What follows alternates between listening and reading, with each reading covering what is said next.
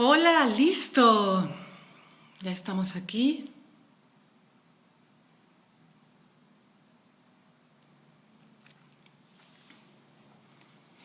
¿Cómo estamos? ¿Listos ya? Estamos ya a unos segundos de que nos conectemos con el profesor Mario Sabán. ¿Cómo están? Los saludo a todos. El profesor, estamos aquí.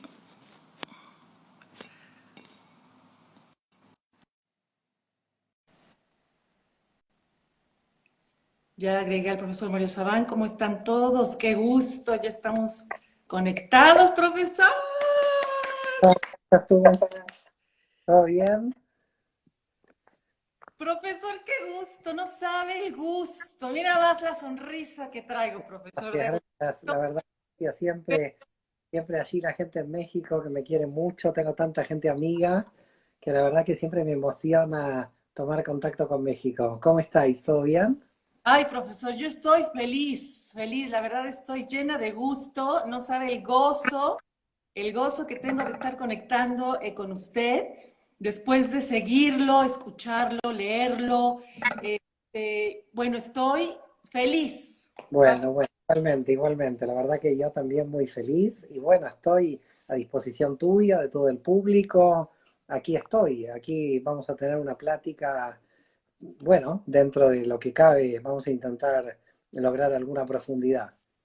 Claro que sí, profesor. Bueno, pues sin más preámbulo, vamos a presentar al profesor Mario Sabán. Y yo digo, bueno, lo han presentado tantas veces, profesor, en todas sus conferencias, en todas sus pláticas, en todas sus entrevistas. Y bueno, voy a hacer una muy breve reseña de quién es el profesor Mario Sabán. Yo creo que muchos ya saben quién es, porque desde que puse que lo iba a entrevistar, bueno, muchísima gente que ya le conoce, le ha seguido, pues sabe muy bien de quién estamos hablando, pero para los que hoy van a tener la oportunidad de conocerle, les platico que el profesor Mario Sabán, bueno, de la parte académica, ¿qué podemos decir? El profesor tiene 6 doctorados, tiene doctorado en filosofía, en antropología, un doctorado en psicología, en historia, un doctorado en teología y matemática aplicada. Entonces, nada más desde la parte académica podemos hacer esa mención. También el profesor es investigador, es escritor y entre sus numerosas obras publicadas tenemos joyas como El judaísmo de San Pablo, tenemos el sábado hebreo en el cristianismo, el judaísmo de Jesús. He seguido muchísimo también sus pláticas sobre las raíces judías de Jesús, extraordinarias investigaciones del profesor, Mashe Bereshit o Misterio de la Creación, Merkabah. Y esta obra, que es una joya, que llevo un año estudiándola, ya, acabé, profesor. Lo Ay, logré. Una Dios. Muchas veces yo digo que yo no tengo lectores, tengo mártires. No son lectores, porque terminar una obra tan voluminosa y sobre todo, bueno, tratando de darle un análisis realmente es algo para el martirio. Pero bueno, yo creo que la gente disfruta, se siente muchas veces identificada con los procesos del vacío que se explican en esa obra y sobre todo también, bueno, las herramientas para poder salir de ahí, ¿no? Porque lamentablemente no hay casi herramientas para salir del vacío y mucha gente, bueno, tiene una gran desesperación de encontrarse con esta angustia que no tiene ninguna relación con nada, con lo cual es difícil describir una angustia que no tiene causa, que esta es un poco la idea de esa obra, ¿no? De esa tesis doctoral, es la tesis doctoral en psicología, que por otra parte era difícil para que se apruebe en una universidad porque de alguna forma atraía la mística a la psicología y eso de alguna forma también era bastante sospechoso para la academia. Pero creo que se entendió bastante bien cuál era la propuesta. La propuesta era dar un mapa holístico del alma, pero ya te reitero, creo que fue una obra de investigación donde había que sentir el vacío en uno mismo, ¿no? No había forma de, digamos, esa obra no es absolutamente teórica, al contrario, yo creo que es absolutamente práctica. 100%, profesor, porque esta obra que llevo un año leyéndola, la Cábala, la psicología del misticismo judío, cada capítulo que he leído, vamos, ha sido como como un tsunami de ideas, de destapar la mente, de verme reflejada en muchos capítulos, de encontrarme en circunstancias, incluso de pronto dejo el libro y me voy a otros temas, pero por alguna razón regresaba y justo leía lo que necesitaba entender, lo que necesitaba comprender o profundizar. Bueno, es verdaderamente, como dice usted, una mística, llevar la psicología, este análisis que nos hace del árbol de la vida, las 10 sefirot, las diferentes escuelas o corrientes de psicología. Es una joya este libro, profesor. Y Bueno, de yo hecho, es que uno de los problemas que tiene como límite la psicología actual, y esta obra propone saltar este límite, es que la gente en una terapia entiende sus mecanismos, pero no logra ser feliz. Entonces lo que sucedía era una cosa muy curiosa, la gente cada vez se comprende más, pero no lograba la felicidad, con lo cual parecía que la comprensión de sí mismo con sus mecanismos no llevaba a la felicidad estaba de alguna manera dirigiéndose por otro camino que no tenía que ver con el camino de la autocomprensión. Y muchas veces también algunas teorías dentro de la psicología, y con mucho respeto lo digo, porque muchas de ellas son muy válidas, entran en bucle, entran en una situación de no salir de un laberinto, ¿no? hay Entonces, ahí hay un problema también. Ahí quiero entrar. Quiero que ese sea como el grueso, acaba de dar usted, a tocar usted en el tuétano de la conversación de hoy.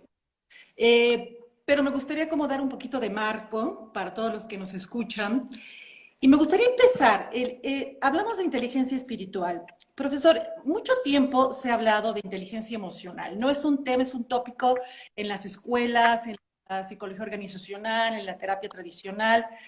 Pero, a ver, ¿cómo podemos comprender, profesor, qué es la inteligencia espiritual? Bueno, la inteligencia espiritual estaría definida por un conjunto de inteligencias, no es una sola inteligencia donde la emocional entra dentro de esa inteligencia espiritual, es decir, queda subsumida, como decimos, ¿no? Queda dentro.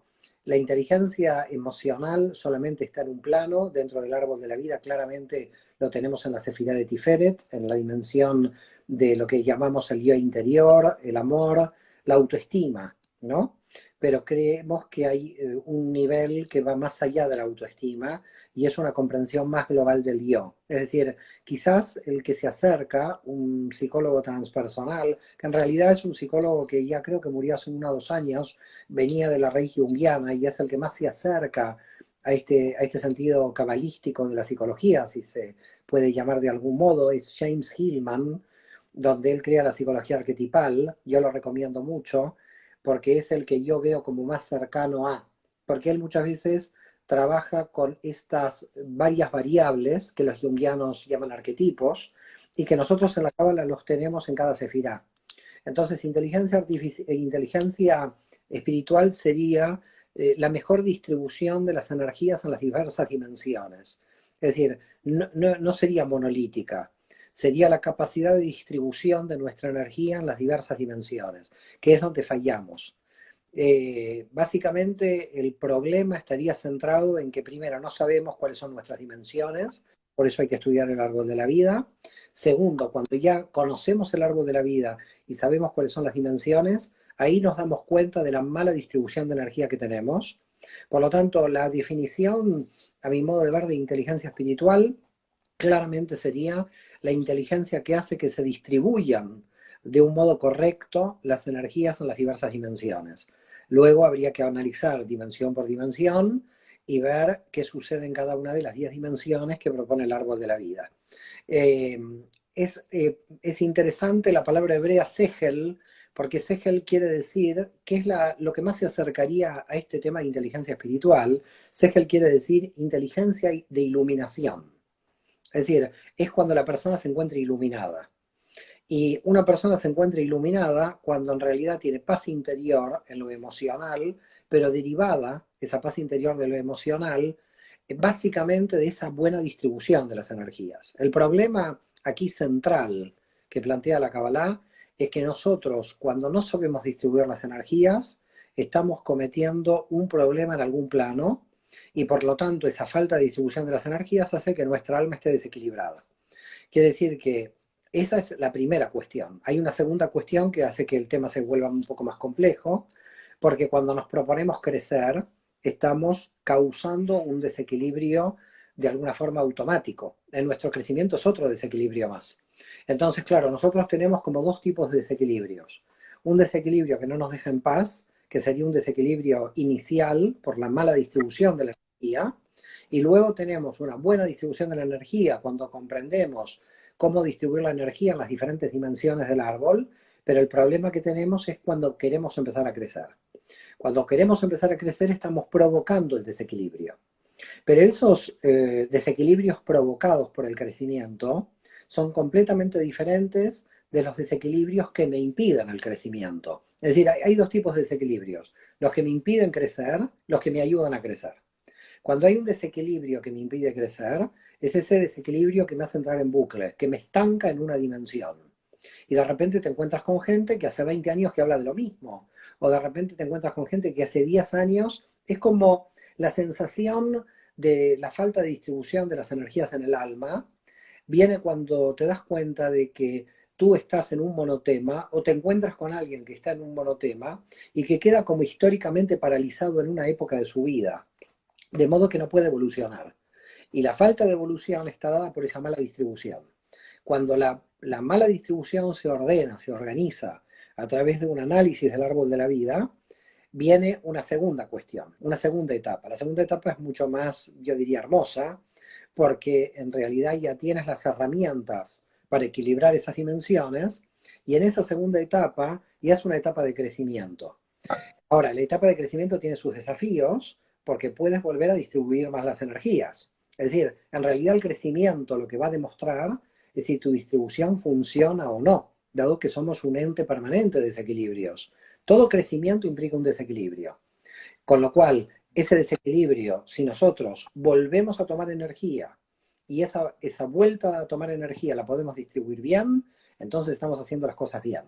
Si nosotros estamos creciendo y no podemos distribuir la energía, indudablemente estamos haciendo las cosas mal. Y Aria Kaplan dice, hay que en un momento consolidar la energía en un punto. Es decir, no se puede crecer sin parar, y por ese motivo es muy peligroso a veces tener saltos terribles, cuánticos, con, por ejemplo, plantas alucinógenas, que te lleven a aperturas muy rápidas de los niveles de conciencia, porque te va a llegar un nivel de información tal que es posible que tu estructura no pueda distribuir. Ahora, si tu estructura puede distribuir, yo ahí no diría nada de que alguien realice una apertura de los niveles de conciencia rápidos. Pero el problema es que las estructuras no cambian tan rápidamente. Entonces, nuestro deseo de crecimiento siempre es superior a la posibilidad de que nuestra estructura cambie. Es decir, siempre hay un gap, hay una diferencia entre nuestro deseo de velocidad en el crecimiento y el crecimiento real. Nunca el crecimiento real tiene la misma velocidad que el deseo. Es como que el deseo siempre nos va por delante y nuestra alma va por detrás. Ahora, no es que el alma va por detrás, es que la mente, la Binah, protege al alma de realmente tener un aluvión de información y de iluminación que el alma no puede soportar. En definitiva, la sensación de mucha gente de que no está avanzando en términos espirituales es una sensación comparativa con respecto a lo que desea el alma, pero no es real con respecto a lo que necesita el alma para ir evolucionando. Es decir, tendríamos tres situaciones. Una situación de estancamiento, claramente la situación de estancamiento es un desequilibrio del cual yo no puedo salir. Una situación de crecimiento paulatino, pero que comparativamente con el deseo que tengo de crecimiento siempre va más lento, porque la mente tiene que reordenar permanentemente la estructura del alma. Y luego una velocidad que muchas almas se ponen para llegar a ese deseo de crecimiento, que muchas veces la gente puede enloquecer o perder la estructura. Entre una velocidad muy rápida de perder la estructura y una situación de estancamiento en el desequilibrio, tenemos ahí dos posiciones que tenemos que paradójicamente siempre estar en equilibrio, es decir, una mente que me protege de esa luz que me viene desde, podríamos decir, desde el infinito, ese deseo en el potencial que tengo, pero al mismo tiempo una mente que tiene la flexibilidad suficiente de no estancarse en la estructura anterior. Las pruebas son claras. Una persona que está sufriendo es claro de que está estancada porque no está pudiendo resolver una energía que está situada en una dimensión. Claramente hay un estancamiento, hay un problema, no sabe cómo salir del estancamiento. Y la cábala, bueno, por supuesto, da herramientas para salir de ahí, ¿no? Ok, qué interesante término. Fíjese nada más, cuando nos dice la inteligencia espiritual no es algo monolítico, porque entonces no es un lugar al que ya llegamos y como dice, ya nos iluminamos, porque entonces ahí es cuando viene esta confusión egoica, ¿no? De que hay personas que de pronto nos sentimos muy espirituales, ya entendimos el mundo, ¿no? La cuestión material ya está por debajo de nosotros. Ujú. No es así, ¿no? Digamos que la inteligencia o el crecimiento espiritual es un viaje de ida y vuelta constantemente, profesor. O sea, Así es, hay muchas veces que esa espiritualidad se confunde con lo que yo denomino el espiritualismo, que es una fuga del mundo de la materia, creyendo de que la espiritualidad va a superar la materia, y en el fondo lo que crea es una dicotomía, una dualidad peor de la que tenía la materia. Es decir, si la gente es materialista y vive en la materia con una dualidad muy grande con respecto a la espiritualidad, existen muchas personas que toman la espiritualidad manteniendo la dualidad con respecto a la materia y se van en la espiritualidad y entonces aparecen personas donde directamente quieren escapar hacia la espiritualidad no haciéndose cargo de las cuestiones de la materia. Es imposible desde el punto de vista espiritual dividir. Es decir, cuando nosotros decimos que vamos a dividir algo, hay dos opciones posibles. O dividimos para no resolver la división, o dividimos para tratar de clasificar y entender la realidad y luego unir y reconectar. Es decir, hay dos modos de división posibles. Se puede dividir para no conectar y se puede dividir para conectar. Cuando uno divide para no conectar, es lo que nosotros llamamos satán, lo satánico. Lo satánico es cuando dos personas se enfrentan, cuando hay un conflicto, donde hay una contradicción en lo interior. Y ahí aparece el satán. El satán tiende a dividir para mantener la división. Esa sería la base de lo satánico. La base de lo satánico es dos hermanos que se pelean y no hay forma de que se puedan unir. Ahí está Satán. Satán claramente divide para no volver a unir. La Vina, nuestra inteligencia, puede dividir, es decir, que en cierto modo escoge un poco el camino del Satán, en principio, tiene que dividir, tiene que clasificar. Cuando uno va a la universidad tiene que clasificar protones, neutrones, electrones. No puede no clasificar, pero esa clasificación está para entender el átomo. Es decir, esa clasificación está para unirla en una estructura superior. Lo que implica la inteligencia espiritual es claramente que siempre tenemos que intentar unir en lo superior y que las contradicciones que vemos en el inferior son nada más ilusiones del inferior que provienen de nuestra mente, pero que no son reales en un nivel superior. En un nivel superior está todo unido. El problema que tiene la mente es que queda estancado en la división conceptual, idolatra de alguna forma ese concepto o esa división y por lo tanto provoca una gran zona de seguridad. Toda la problemática está en la angustia de que el ser humano tiene que admitir que no existe zona de seguridad. Es decir, el gran temor del alma humana es intentar por todos los medios una zona de seguridad. Hay gente que pone la seguridad en el poder político, gente que pone la seguridad en la economía, gente que pone la seguridad en la pareja, gente que pone la seguridad en sus hijos, y cuando eso desaparece, por algún motivo, por la separación, porque alguien murió o porque desapareció el dinero, se pierde la zona de seguridad de tal modo que el alma entra como una especie de un alma en pena, porque no entiende qué ha pasado, dado que el alma se ha identificado con un fragmento. Y esto es un gran problema en el alma. El alma tiene que, para desear crecer, desapegarse a los fragmentos. qué joya, profesor. Justo aquí hay una parte importante del tema, el tema del bucle, ¿no? Esa parte, cuando yo escucho sus conferencias y habla usted del bucle, uno que tiene formación en psicología, que he trabajado la terapia, que conozco esta parte de la psicología tradicional y lo compruebo, resulta cuando de pronto alguien está en este bucle, llevan años constelando, ya constelaron a la abuelita, al tatarabuelo, ya entendieron sus heridas de rechazo, de abandono, ya fueron a biodescodificar, ya fueron a, ¿no? A análisis muchos años, válido, legítimo, porque están en esa construcción del yo, como menciona usted, pero definitivamente llega un momento en que esa entropía de la que habla tanto es inevitable, entras en ese bucle donde dices, ya no puedo, o sea, ¿qué más puedo investigar de mi historia? Vamos, ya voy a incluso a la terapia de la reencarnación para ver en otras vidas quién era yo y de dónde vienen estas obsesiones. Y entonces nos volvemos, estamos pero peor de locos que como entramos.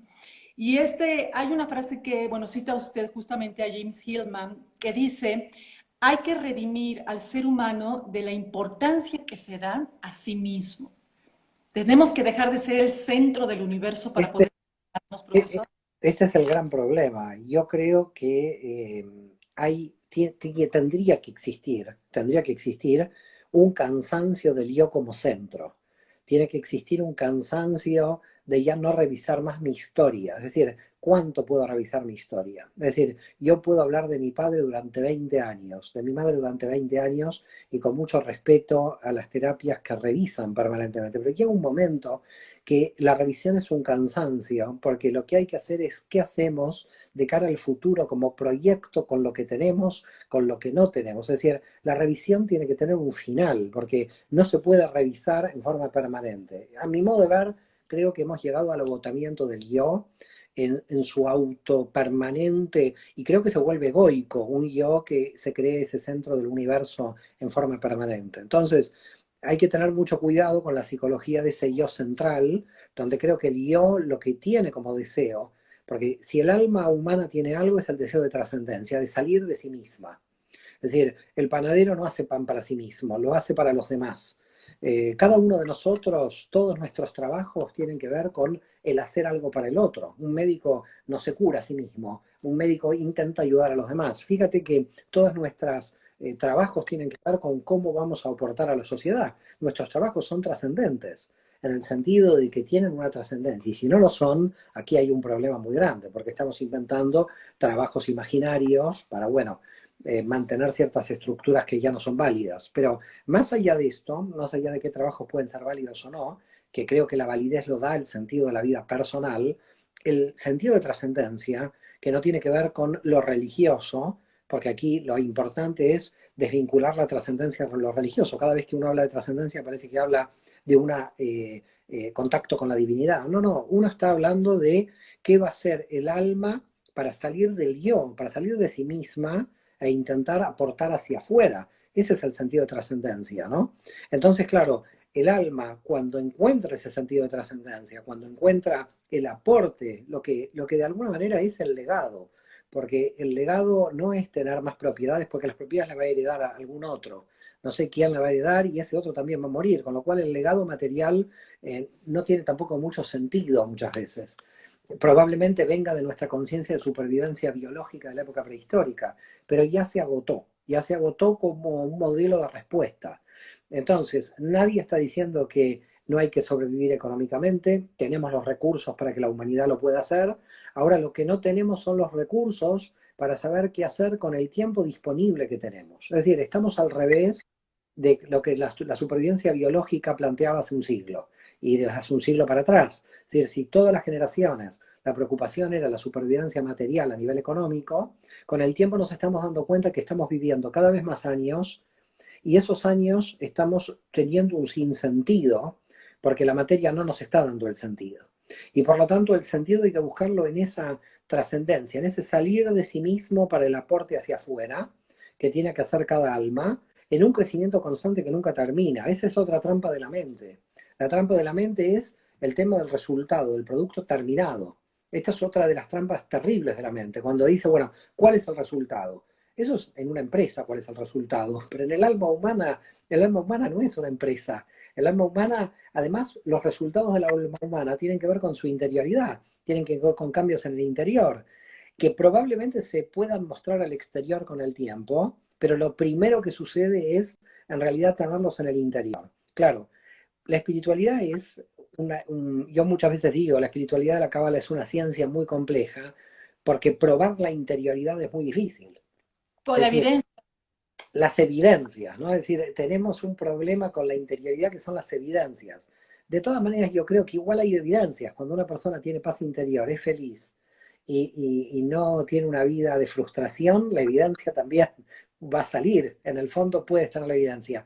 Pero es una evidencia que tiene como más matices para que las máscaras la puedan ocultar. Es decir, tenemos la yesod, lo que nosotros llamamos la pantalla egoica, la pantalla de cómo nos miran los demás, donde en esas pantallas egoicas uno puede no llegar a mostrar realmente el interior que uno puede llegar a tener. De hecho, Nachman de Bratslav, los grandes cabalistas dicen que la verdad de uno muere con uno, en el sentido de que hay una imposibilidad real de manifestar en la experiencia nuestra interioridad.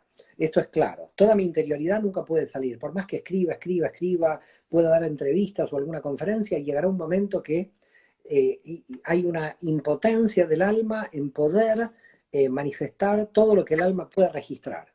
Se puede registrar mucho más de lo que el alma puede manifestar. En consecuencia, si nosotros sabemos esto, sabemos que la manifestación ya está limitada, pero el registro no, ya en el momento en que estamos haciendo el registro, en cierto modo estamos manifestándolo en nuestro interior. Entonces, aquí habría dos niveles de revelación.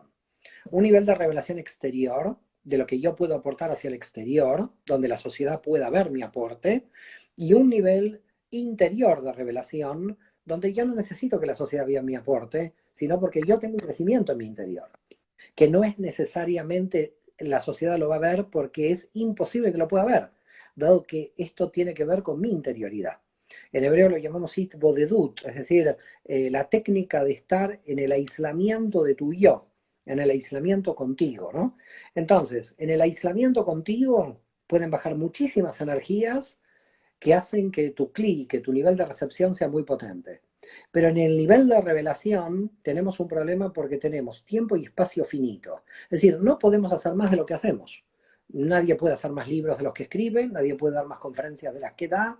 Nosotros tenemos una cuestión, una problemática en la finitud. Somos entes finitos. Por lo tanto, los deseos que nosotros tenemos nunca acompañan la estructura finita. Es decir, la estructura finita siempre es impotente frente a nuestros deseos, porque tenemos muchísima más cantidad de deseos que nuestra estructura. Nuestra estructura no da para la cantidad de deseos que pueda. Entonces, claro, ahí puede haber también otra angustia, que hay que explicarla a la gente para que no se angustie, de que, de que uno no hace lo que quiere, hace lo que puede. Es decir, el problema es que yo hubiera querido ser mejor madre, mejor padre, mejor abuelo. Hay circunstancias, es lo que uno puede también. Y creo que el límite, y los cabalistas claramente lo dicen, está estructurado para crear la humildad. Es decir, uno es humilde no porque trabaje el valor de la humildad, sino que es humilde porque tiene que aceptar la finitud. Tiene que aceptar que en lo finito puede hacer lo que puede hacer y no todos los deseos que puede llegar a hacer. Profesor, hay algo que menciona mucho, lo del clic de recepción, ¿no? La vasija, ¿no? Para los que no estén muy familiarizados con esta parte de somos vacíos, que recibimos la luz del Insof, Dios, ¿no? Cada uno como lo conciba, pero para que podamos recibir esa luz tenemos que vaciar esa vasija, vaciarnos de nosotros mismos. Y eso se lee divino, profesor, pero el cómo, ¿no? Los cómo logro liberarme de mí mismo, cómo logro generar esos vacíos de mí mismo para recibir más luz de Dios. Bueno, a ver, el vacío es como el fundamento del deseo, porque cuando tú analizas qué es desear, qué es el deseo, es tratar de llenar un vacío. Lo que pasa que lamentablemente todo se entiende al revés, porque se entiende la posibilidad de que algún día el deseo sea llenado. El momento en que el deseo es llenado, no me levanto al otro día, porque al otro día, ¿para qué me voy a levantar? Si una persona se levanta todos los días a la mañana, es porque realmente sigue teniendo un vacío. Gracias a Dios, la insatisfacción es la que produce más felicidad, no la satisfacción, porque cuando una persona está satisfecha ya no se levanta el otro día a la mañana. Quiere decir que la felicidad es una oscilación permanente entre insatisfacción y satisfacción. Mucha gente, lamentablemente, en Occidente sobre todo, entiende que cuando esté satisfecha será feliz. Cuando tenga tanto dinero seré feliz, cuando tenga 2 autos seré feliz, cuando tenga 3 casas seré feliz. El problema es que tiene 3 casas, tiene 2 autos y por algún motivo no alcanza la felicidad. Y entonces ahí aparece la trampa. ¿Cuál fue la trampa? La trampa es no haber comprendido qué es el vacío. El vacío es una sensación en el interior del alma que por su naturaleza no puede ser llenada nunca. Es decir, que creo que esto es lo bueno. Lo bueno es que nuestra mente no tiene que llenar nunca el vacío, pero tiene que a su vez expandirlo. Ahora, ¿cómo se hace esto? Es probablemente lo más difícil, porque esta es la llave maestra de toda la felicidad. Es decir, si tú sabes ir abriendo el vacío en forma de que vas despojándote, que es un proceso permanente de desidentificación. Es decir, para poder vaciarse te tienes que desidentificar, a tal punto que te tienes que desidentificar, que tienes que sentir que cualquier escrito tuyo ya no es tuyo, sino es un escrito de la energía cosmogónica que está en tu clic. Es decir, la situación cuál sería, si yo freno por el yo y digo, porque yo he escrito, ya el vacío lo estoy llenando y ya estoy cometiendo un error. Yo lo que tengo que decir es, la luz que el infinito me está dando dentro de mi recipiente está haciendo que mi recipiente pueda producir un libro o pueda producir una conferencia. Mi enseñanza no es nunca mi enseñanza. Mi enseñanza no es una enseñanza que está en la información del universo y que yo soy nada más el clic de recepción de esa enseñanza. Es decir, me tengo que permanentemente desidentificar y no apoderarme de ninguna enseñanza como propia. Es decir, el yo, el problema que tiene es que se apodera. Es decir, mi señora, mi casa, mi auto, mi pensamiento, mi libro, estamos ante un problema de apoderarse.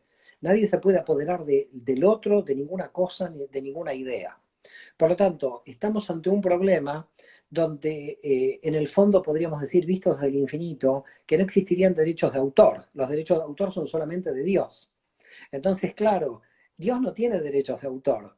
Es decir, es imposible, no existirían los derechos de autor, porque ¿quién es el autor del universo?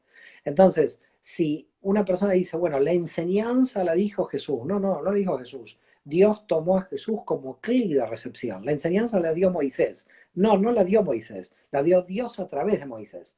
Lo que tenemos que tratar de entender es que nuestro yo es vasija de transmisión de información entre la información del universo y lo que estamos revelando aquí. Y punto. Y si alguien tiene alguna duda, que vaya al cementerio. Es decir, porque somos nada más un sistema de transmisión. Simplemente un sistema de transmisión. Nosotros transmitimos información. Entonces, yo no tengo una idea. La idea me ha llegado porque yo me he vaciado de mí. Y me he vaciado de mí y entonces la idea ha llegado a mí porque yo he merecido esa idea que se haya posado en mí, porque me he vaciado. Es decir, no me he apoderado de la idea. En el momento en que yo me apodero de la idea, yo me estoy llenando de mí mismo y por lo tanto me estoy bloqueando a las ideas que vienen. Por lo tanto, el problema del ego y del yo es que hay un momento que no puede crecer porque no se vacía de sí mismo. Sigue identificándose con la estructura de ideas que tiene. Es un proceso muy largo, yo lo entiendo, es un proceso a veces duro, pero es un proceso de desidentificación constante. No con una casa. Hay gente que, por ejemplo, llora cuando se muda y dice, bueno, cuando se traslada de casa, hoy, ¿cuántos recuerdos tuve en esta casa? Y llora como si están enterrando a alguien, pero en una casa. No pasa nada, es una cuestión material. La identificación que el yo hace de los objetos, de las personas o de las ideas, es una identificación muy negativa a la hora del crecimiento porque no nos permite vaciarnos. Para poder vaciarnos hay que entender que nada es del yo, que el yo no existe, que nada es del yo, que si el yo entiende que nada es de él, se vacía en un nivel donde la luz que viene de Dios viene a un nivel increíble, porque de alguna forma el clic queda como limpio de estructuras anteriores. Pero bueno, la educación, la cultura, nuestro clase social, sistema religioso, nos han llenado de ideas que de alguna manera nos identificamos, ¿no? Equipos de fútbol, etcétera. Todos son niveles de identidad, niveles de identificación. Alguien quiere crecer, se tiene que desidentificar de las ideas anteriores. No puede sostener ideas anteriores. Si no, está en una paradoja. Si no, que diga no quiero crecer. Y punto. Y no hay ningún problema que no quiera crecer. Pero el crecimiento implica una desidentificación permanente de todas las identidades anteriores. ¡Wow! ¡Qué reto, profesor! Porque ahí es, híjole, ahí es a lo que nos enfrentamos. Fíjese que hay una frase que me gusta mucho que dice, dolor inevitable, sufrimiento innecesario. Sobre todo en las épocas en las que atravesamos, donde en este instante donde estamos usted y yo conversando, pero bueno, tantas almas que han desencarnado en los últimos meses, tantas personas que están en duelo por lo mismo, pérdidas económicas, cierres de negocios, atravesamos tiempos complejos. Y entonces una frase que usted ha dicho en sus conferencias, hoy ya no es la biológica, sino espiritual, la que realmente nos va a sacar adelante, ¿no? Y en este dolor inevitable, sufrimiento innecesario, el camino del crecimiento espiritual nos va a ayudar a liberarnos del sufrimiento innecesario. Bueno, absolutamente. Por ese motivo, a mi modo de ver, las instituciones clásicas están claramente en un deterioro. Las instituciones se han quedado de alguna forma en un paradigma anterior, no están pudiendo dar respuesta. Las religiones tradicionales quedaron anquilosadas en rituales que muchos ya no le ven ningún sentido.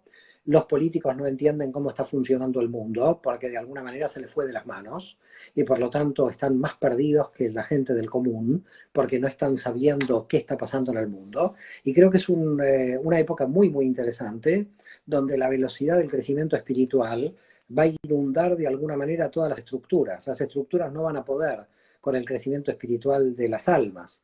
Por lo tanto, estamos en una situación muy interesante porque aunque cambien o se reformen las estructuras, ya hay estructuras que están perimidas, que dejaron de funcionar.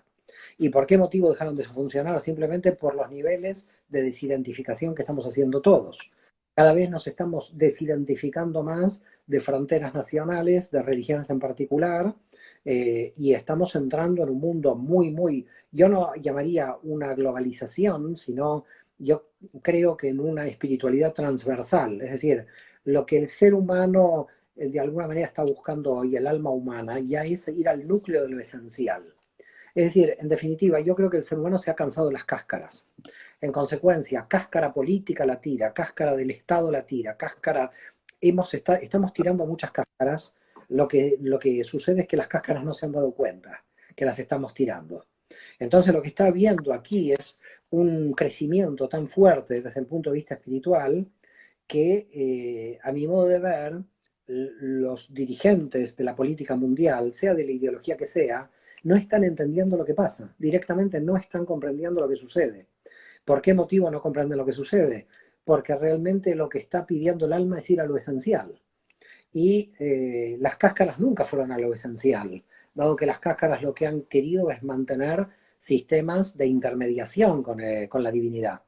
Entonces, claro, si todos los sistemas de intermediación comienzan a entrar en crisis, porque nuestras almas están en conexión con la divinidad directamente, los cambios que se van a producir en el siglo XXI van a ser increíbles. Lo que nosotros vamos a ver en nuestra propia vida va a ser la irrupción de unos cambios que ni en nuestra propia imaginación actual podemos llegar a prever. No lo digo desde un punto de vista apocalíptico, al contrario, lo digo desde un punto de vista de un despertar muy fuerte de la conciencia que se viene dando hace muchos años, pero que al final se va a terminar revelando en todo el sistema.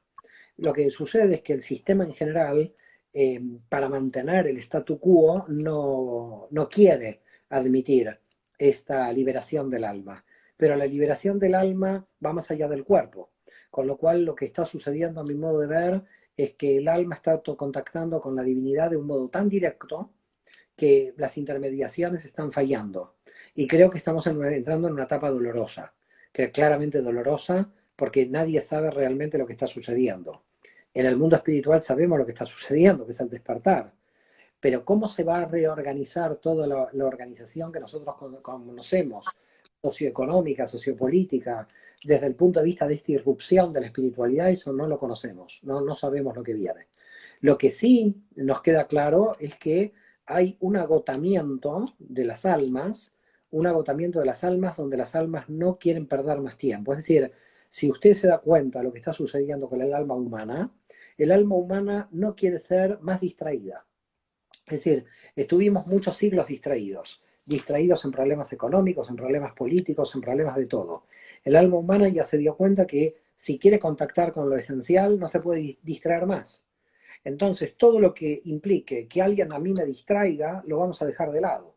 Y los intermediarios nos han distraído mucho. Por lo tanto, la problemática va a ser, no quiero estar más distraído, porque no quiero perder más tiempo en energías inútiles, que son energías satánicas de confrontación. Porque esas energías de confrontación violan el mandamiento de la amarse como a ti mismo. Por lo tanto, todo lo que implique fronteras religiosas, nacionales, etcétera, se están viniendo abajo, literalmente, porque están violando el mandamiento esencial de amarás a tu prójimo. Con lo cual, lo que está aquí sucediendo es algo impresionante, que el rabino Ashlag ya lo decía, el maestro de Lightman, estamos hablando del hijo del Bala Sulam, que decía, la única forma de vaciamiento que tiene el alma, que tiene la mente para que el alma pueda renacer, es anular toda la educación. Es decir, porque el problema que han realizado con nuestra educación es una domesticación en las formas de identificación. Por lo tanto, tenemos que volver a formarnos. Es como comenzar de cero lo que estamos haciendo a nivel espiritual. Es un revival de todo. Estamos poniendo en tela de juicio todo de manera prácticamente nihilista, como lo hizo Nietzsche, con la diferencia que Nietzsche se quedó en la mitad del camino, porque no vio la salida, que era la espiritualidad. En consecuencia, lo que está sucediendo es que nosotros no nos estamos quedando a la mitad del camino, y estamos yendo hasta el fondo. Que las almas vayan hasta el fondo implica un cambio de conciencia que no puedo prever el nivel de cambios a nivel de organización política que pueden llegar a generar. Wow, profesor, incluso ahí es donde tenemos que hacer esta distinción, que cuando hablamos de inteligencia espiritual es inevitable que hablemos de religión versus espiritualidad, ¿no?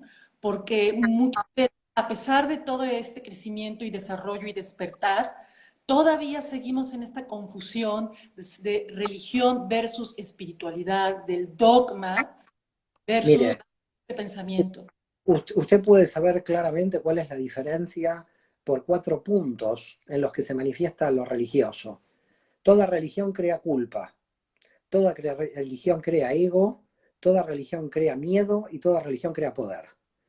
Es decir, el problema que tenemos es que la espiritualidad hace que se anule la culpa por la responsabilidad, hace que se anule el ego por el yo, hace que desaparezca el miedo y hace que desaparezca el poder, porque el poder lo tiene uno. Cualquier tipo de grupo religioso trabaja sobre estos 4 puntos. Básicamente produce culpa en las personas, culpa sexual, culpa material, culpa por tener dinero o no tener dinero, y la culpa sexual ni hablemos a lo largo de la historia, lo que ha sido sobre todo en la Iglesia Católica. La cuestión del ego, la cuestión de jerarquías, ¿no? La cuestión del ego y el poder, y sobre todo la cuestión del miedo. Y claro, si te tengo que redimirte yo. Entonces, te insuflo la culpa, primero te insuflo el veneno y después te voy a dar el medicamento. Entonces, el problema de la religión es que primero nos tiene que poner culpa, nos tiene que poner miedo y luego nos tiene que dar la salvación. No, señores, aquí no funciona así. En la espiritualidad, nosotros nos tenemos que liberar de todos aquellos elementos satánicos que las religiones en su distorsión histórica nos han... ¿por qué digo las religiones en su distorsión histórica? Porque las religiones lo que han tenido es a los místicos de cada religión que se daban cuenta de esta situación. Por lo tanto, no podemos englobar la religión en su conjunto. Dentro de la religión siempre hubo un grupo de místicos, en la mística cristiana, Santa Teresa de Jesús, San Juan de la Cruz, en la mística judía todos los cabalistas, los sufíes en el campo del Islam, que se dieron cuenta de que aquí había un problema muy grande con respecto a la función histórica de la religión. Entonces, el religioso que asume un cierto tipo de jerarquía, ya está rompiendo la amarás a tu prójimo como a ti mismo porque ya lo está mirando desde arriba, desde una situación jerárquica. Por lo tanto, si hay una religión que impone una jerarquía, ya no estamos en la espiritualidad, porque la jerarquía rompe la igualdad del amor al prójimo. La culpa es un fenómeno devastador a nivel de energía, porque en realidad la culpa hace que mucha gente viva vidas infelices a partir de la culpabilidad, y lo peor de la culpabilidad no solamente que no se resuelve y se necesita el intermediario, sino que además no nos hace responsables, porque no existe la palabra responsabilidad, tiene que haber responsabilidad, pero no es un cargo de culpa, tiene que haber un cargo de responsabilidad. Son dos conceptos claramente diferentes, y en la espiritualidad nos hacemos responsables justamente para no tener culpa. Justamente trabajamos nuestra responsabilidad para no sentir culpa, porque la culpa es una energía que se pierde literalmente, no va a ir a ningún lado, no me hace crecer en absoluto. Y hay gente que pasa su vida en la culpabilidad, 20, 30 años de su vida. Por lo tanto, la diferencia es clarísima entre religión y espiritualidad, muy clara. La espiritualidad libera, la religión domina. Wow, profesor. Sin duda, la culpa es una emoción muy densa, sumamente densa. Profesor, estamos en el último bloque de la entrevista, profesor Mario, y tengo aquí unas frases.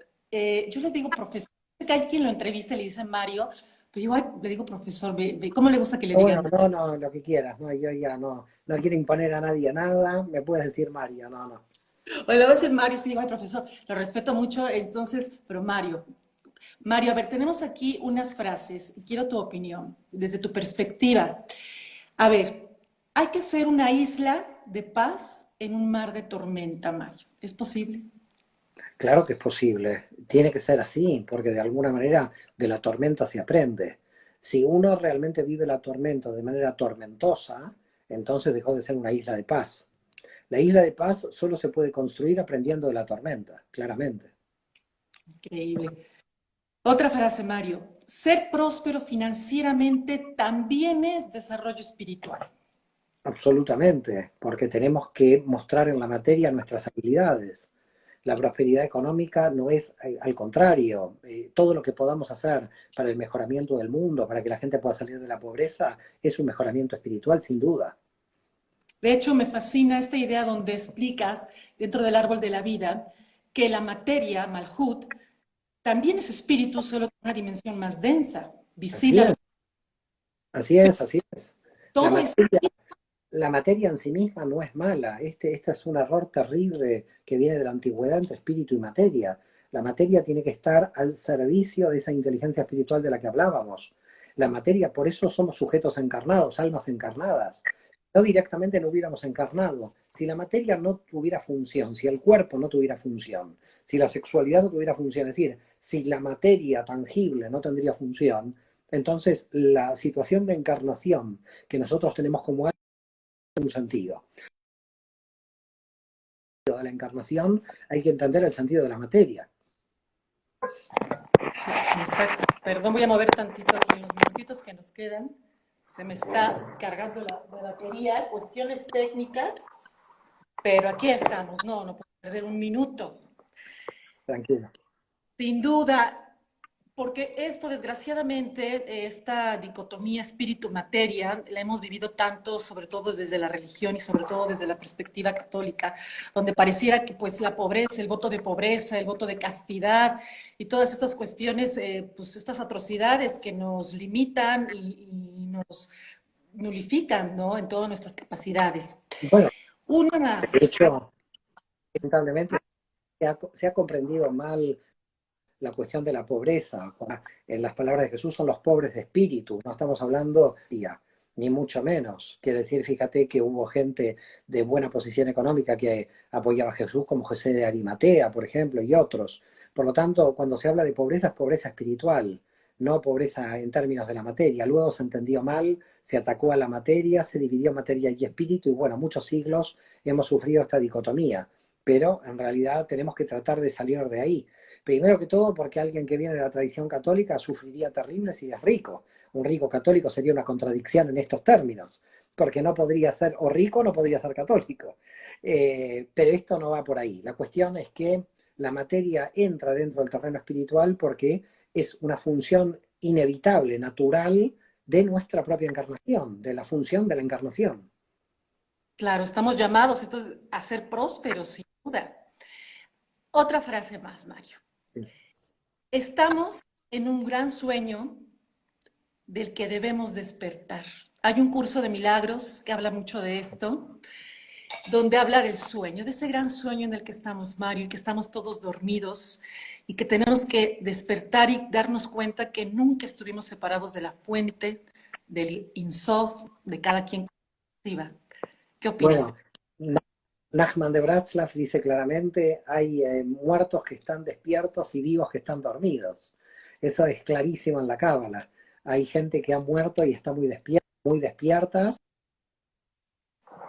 y almas aquí que están dormidas, ¿no? A mí me resulta llamativa la atención de la posibilidad de que alguien a mí me dice que pierde el tiempo. Para mí pierde el tiempo es un concepto que trato de analizarlo y me es imposible. El Gaón de Vilna, uno de los grandes cabalistas de Lituania, decía, el ocio es incompatible con el desarrollo espiritual. Una persona en la espiritualidad nunca tiene el tiempo suficiente para hacer todo lo que tiene que hacer.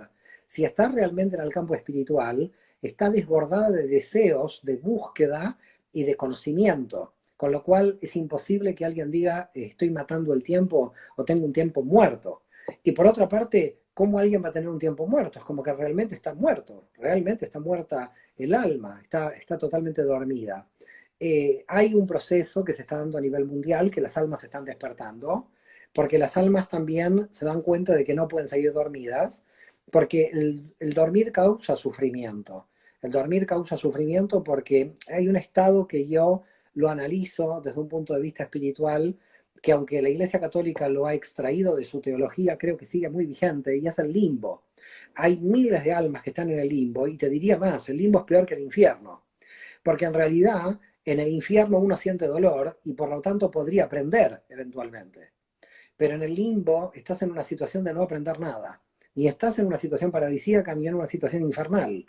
Entonces, toda la estructura de la sociedad al estar tan dormida es una situación de limbo, donde tenemos que sacar a la gente del limbo, de esa situación de flotación, no desde un punto de vista del evangelismo, no estoy evangelizando para nosotros tener que sacarlas, sino para que puedan despertar por ellas mismas. Es decir, que el alma tiene el poder, nosotros decimos que el Mesías está en el interior de cada alma, que el alma tiene el poder de poder despertarse a sí misma, no tenemos que despertarla desde fuera. Lo que pasa es que desde fuera, los que también estuvimos dormidos tantos años, podemos conocer los métodos del sueño y del despertar. Entonces quizás algún método podemos explicar. Pero el alma dormida es terrible, porque cuando el alma despierta piensa y dice, ¿cómo estuve 20 años? ¿Qué hice 20 años de mi vida? ¿Qué pasaron? Hay gente que de repente el alma despierta y dice, ¿qué hice 5 años de mi vida? O 10 años de mi vida. Es como que hay personas que tienen varios años en la nevera, en la heladera, congelados, y que cuando alguien despierta se da cuenta de que no hubo ningún avance ni ninguna especie de retroceso, que claramente quedó estancada, que era lo que hablábamos al principio de la entrevista. ¿Cómo despertar? Bueno, a veces el despertar se puede hacer por amor, que es algo muy bonito, a través del estudio de la espiritualidad, pero sabemos que claramente muchos despiertan por el temor. Cuando ataque el mal, la muerte, una enfermedad, mucha gente despierta rápido. Entonces, estamos ante un pequeño problema. Los que no despiertan a veces tienen que tener estas herramientas que no son buenas, ¿no? Porque despertar por la muerte de un familiar o una enfermedad propia no es bueno despertar así que es mejor despertar por amor que despertar por estas cuestiones, ¿no?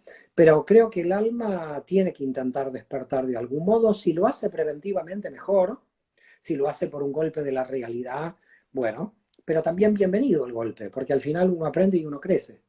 Sin duda, y por eso esta época de tiempos complejos, pues es una época de despertar, ¿no? Estamos, no sé los demás, pero bueno, han sido años, ha sido un año difícil para Muy muchos. difícil. El Geburá, ¿no? Decías en una de tus conferencias también, ahorita el Geburá está fuerte, el rigor a nivel colectivo, a nivel planetario. Una frase más, Mario, yo lo he escuchado mucho de muchas personas. Dice, no te tomes la vida tan en serio, de todas formas no vas a salir vivo de ella.